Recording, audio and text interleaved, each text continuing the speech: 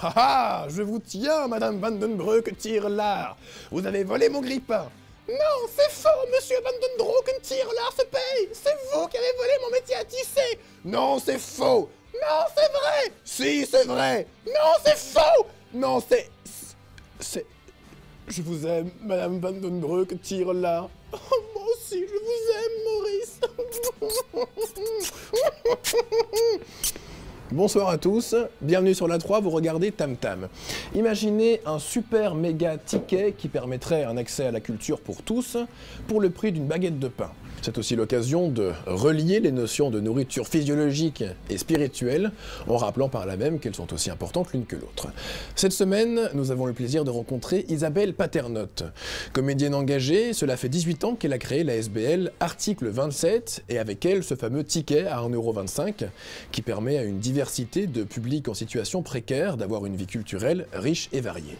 Aujourd'hui, Article 27, c'est déjà plus de 800 000 tickets utilisés grâce à 835 partenaires culturels en Fédération Wallonie-Bruxelles.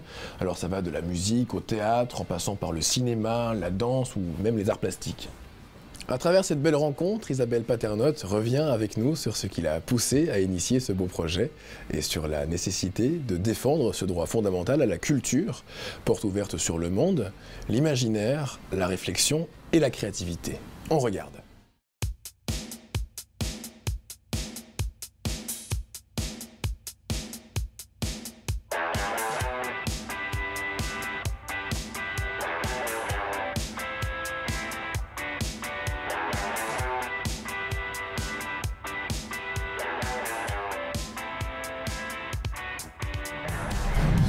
Alors Isabelle Paternotte, si on a choisi de vous inviter aujourd'hui, c'est pour parler d'un projet fou en fait qui vous est venu il y a 18 ans, où vous avez tout d'un coup dit « Ah ben si moi en tant que comédienne, je faisais quelque chose pour faciliter l'accès à la culture ». C'est un peu ça votre réflexion de base et ça a donné aujourd'hui, 18 ans après, une SBL que tout le monde connaît sous le nom d'Article 27, faisant référence à la Déclaration des droits de l'homme.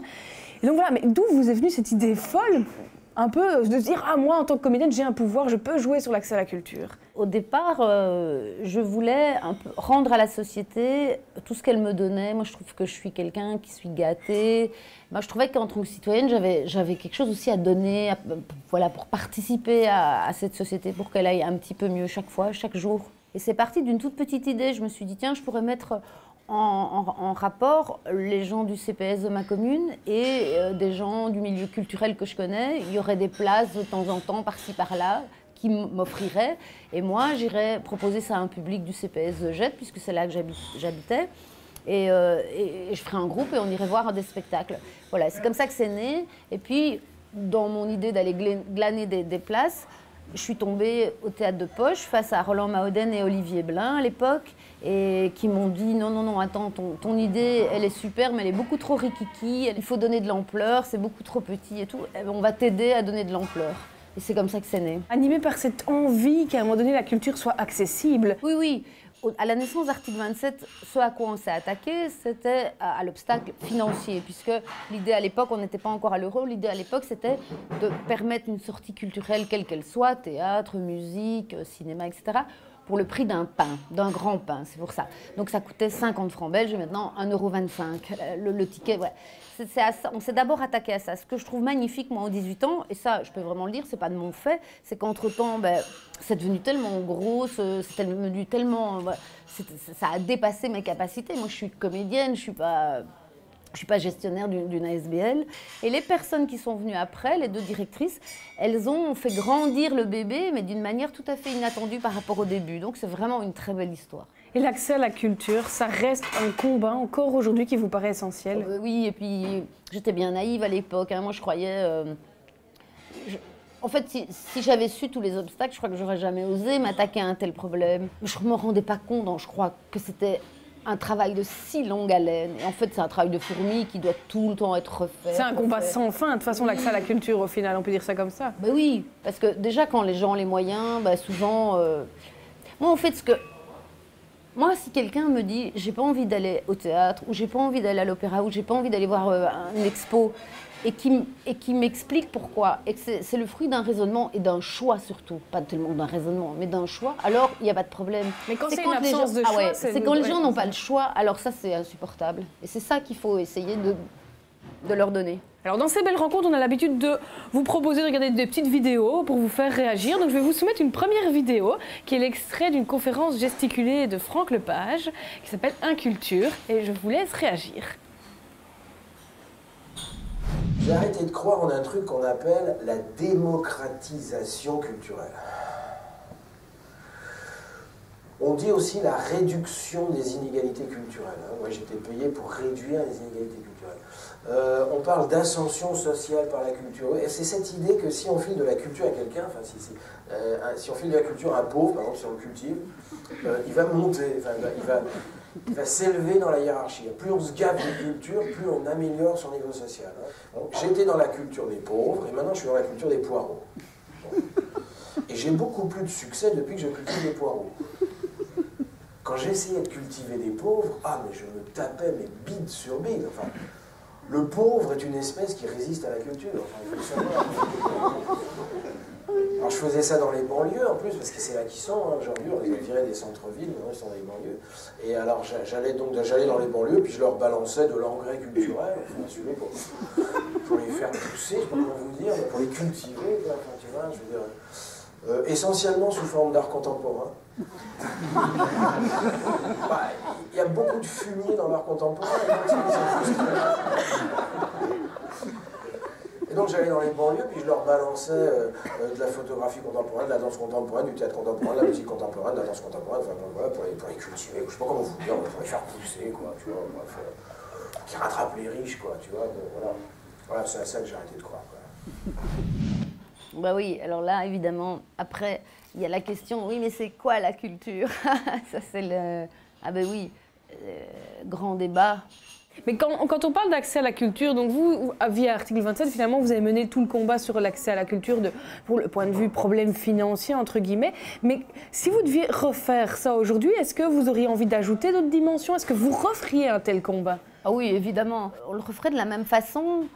Parce que si on s'était rendu compte au départ de l'ampleur de tous les aspects qu'il fallait attaquer, je crois qu'on aurait été découragés. Ici, on a attaqué d'abord un aspect, l'aspect financier. Et puis on s'est rendu compte que, mon Dieu, mais comme ce n'était qu'un petit détail dans l'affaire, tout le monde sait, quoi.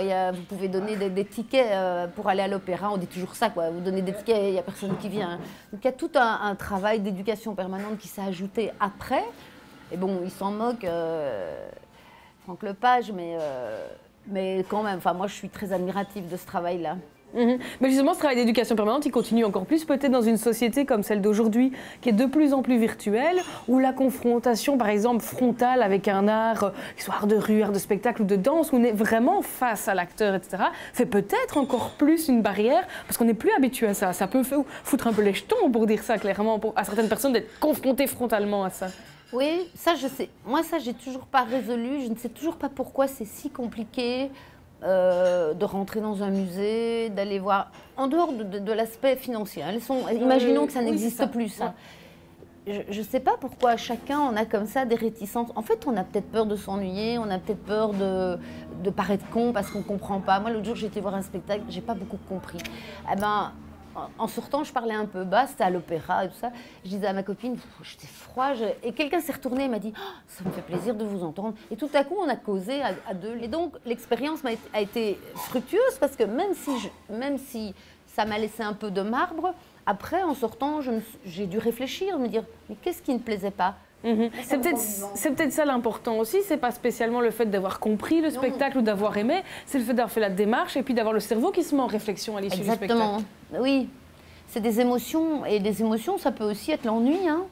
Pour vous, un artiste, il doit être engagé, que ce soit par les messages qu'il véhicule dans les spectacles ou par justement des actions comme vous avez fait, vous portez un projet comme Article 27. Est-ce qu'un artiste, pour vous, c'est quelqu'un d'engagé? Bon, je ne vais pas donner de leçons, donc pour moi, oui, ça me paraît impossible de venir sur scène et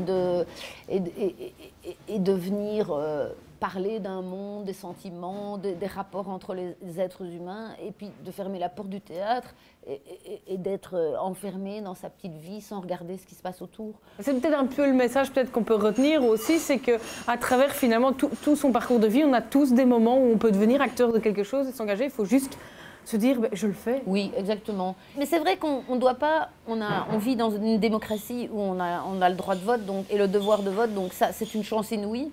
Mais notre pouvoir de citoyen, il ne s'arrête pas là, ça c'est sûr. Ok, merci pour cette belle rencontre. Merci d'avoir inspiré peut-être d'autres personnes. Merci. Au revoir.